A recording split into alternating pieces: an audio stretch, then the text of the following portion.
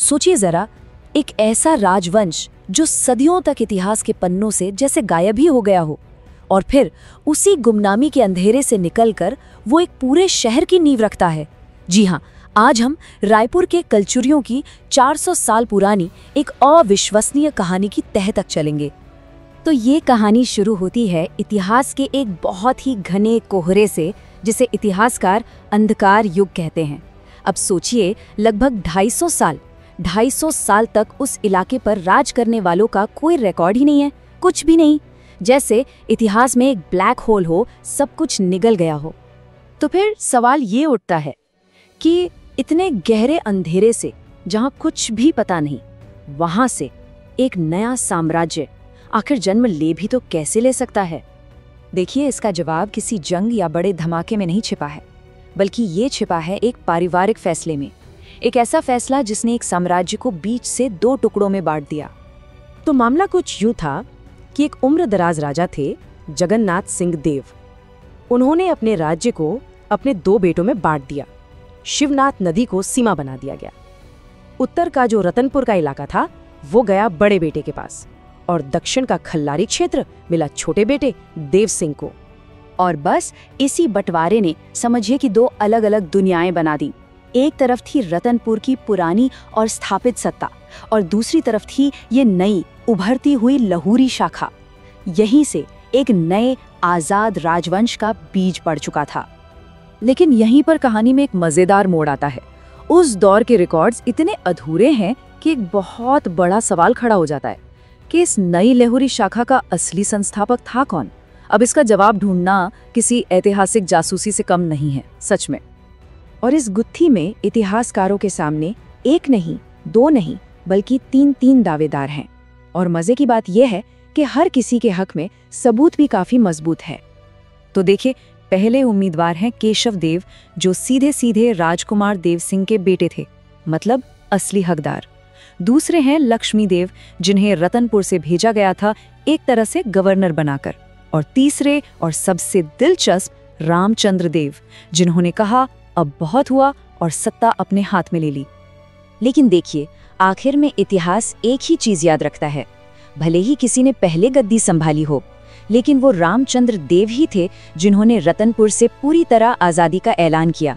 वो पहला कदम, वो हिम्मत, बस वही उन्हें इस वंश का असली संस्थापक बनाती है।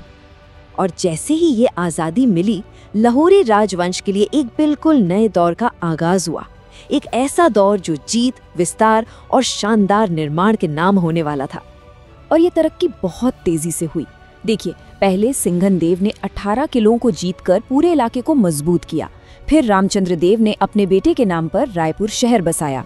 और फिर उनके बेटे ब्रह्मदेव राय, जिन्हें हम शहर निर्माता भी कह सकते हैं, उन्होंने रायपुर को खल्लारी से हटाकर अपनी नई राजधानी बनाया।